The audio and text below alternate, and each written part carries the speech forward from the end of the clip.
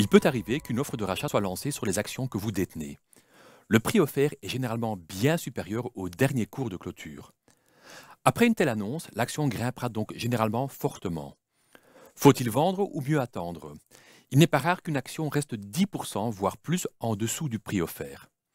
La différence entre le cours de l'action et le prix offert s'appelle le spread.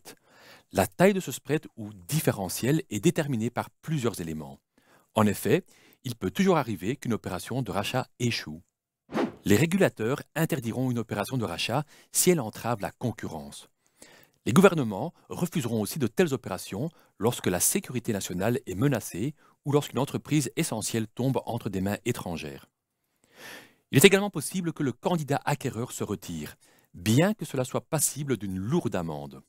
Parfois, l'acquéreur a le droit de se retirer si des éléments exceptionnels apparaissent et nuisent à la valeur de la proie. Cette dernière peut également battre en retraite. La direction dispose de tout un arsenal d'armes pour se défendre.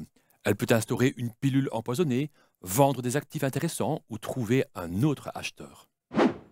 Veuillez noter que l'offre peut être entièrement ou partiellement en action.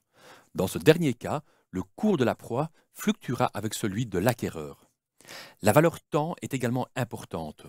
Plus le processus est long, plus le spread sera grand, surtout en période de taux d'intérêt plus élevés. Enfin, il y a aussi la probabilité d'offres de rachat plus élevées. C'est pourquoi les proies se négocient parfois au-dessus du prix offert.